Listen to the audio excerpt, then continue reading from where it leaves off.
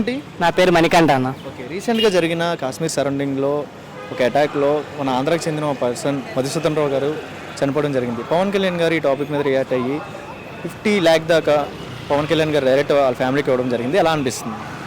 చాలా ఆనందంగా అనిపిస్తుంది అన్న, ఎందుకంటే ఆయన గురించి మనం చూస్తూనే ఉన్నాం. రైతులు చనిపోయినప్పుడు కౌలు రైతులకు కూడా ప్రతి ఒక్క ₹1,00,000 ఇవ్వడం జరిగింది. ఇప్పుడు ఎక్కడ ఇన్సిడెంట్ జరిగినా ఆయన ముందుగా స్పందించి డబ్బులు ఇవ్వడం అనేది, తన సొంత డబ్బులు అనేవి ఇవ్వడం అనేది చాలా మంచి విషయం. ఇప్పుడు ప్రతి రాజకీయ నాయకుడు ఉన్నారు, ఎవరు తన జేబుల నుంచి సొంత డబ్బులు ఇవ్వట్లేదు కదా. అలాంటి ఒక మంచి నాయకుడు వచ్చి డబ్బులు ఇచ్చి, ఇప్పుడు ఒక కార్యకర్త చనిపోయాడంటే తను బీమా పెట్టారు, జనసేన కైలాస మేము తీసుకుని వాళ్ళకి ఒక 5 లక్షలు అలాగా ఇవ్వడం అనేది చాలా గొప్ప విషయమే కదా.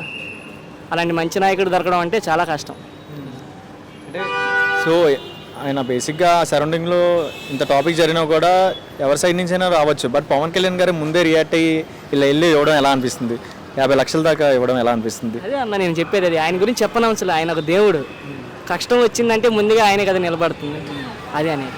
మరి నేను చేస్తున్నా కూడా పవన్ కళ్యాణ్ చాలా మంది మాటలు అంటున్నారు కదా అన్న. ఇప్పుడు ఒక నువ్వు మంచి చేస్తున్నావు, పక్కన నచ్చినప్పుడు ఎన్నో వాగుతాడు, ఆయన్ని పట్టించుకుంటా కూర్చోలేం కదా. అదే అంతే. అవునా? అంతే. మరి ఇప్పుడు పవన్ కళ్యాణ్ గారు ఉన్నారు కదా, రీసెంట్ గిరిజన ప్రాంతంలో ఉన్న ప్రజలకి కూడా చెప్పులు ఇవ్వడం చూసాం, ఎలా అనిపిస్తుంది? చాలా ఆనందం అన్న. ఇప్పుడు ఎప్పుడో కొన్ని సంవత్సరాల నుంచి చెప్పులు లేవంట వాళ్ళకి, ఆయన తన సొంతంగా చేపించి ఇచ్చి పంపించడం అనేది చాలా మంచి విషయం. దాని గురించి ఎవరో మాట్లాడడానికి కూడా సరిపోరు. ఇదంతా ఒక ఎత్తు అయితే, రీసెంట్గా పహల్గాన్లో జరిగిన అటాక్ మీద ఎవరైనా సరే రాష్ట్రం నుంచి ఎలాగైనా ఫండ్స్ వస్తాయి, బికాస్ ఇండియా వైజ్గా జరిగింది. పవన్ కళ్యాణ్ గారు చేతులు దులిపేసుకుని క్యాజువల్గా ఉండొచ్చు, కానీ ఈయన ఎందుకు ఇన్వాల్వ్ అయ్యి 50 లక్షలు ఇవ్వాల్సిన అవసరం ఏంటి? అదే అందరు పొలిటికల్ లీడర్స్ అందరూ అలా ఆయనలాగే ఉండొచ్చు కదా, ఈయన ఎందుకు అలా ఉంటున్నారు? అదే అన్న చెప్పేది, దేవుడు ఎక్కడి నుంచో రాడు కదా, ఆయన ఒక దేవుడు కాబట్టి ముందుగా కష్టం అనేది ఆయనకి బాగా తెలుసు కాబట్టి ముందుగా స్పందించి ఇవ్వడం అనేది చాలా మంచి విషయం. తర్వాత విషయం, ఆయన ముందుకు వచ్చి ఇవ్వడం అనేది మంచి విషయం.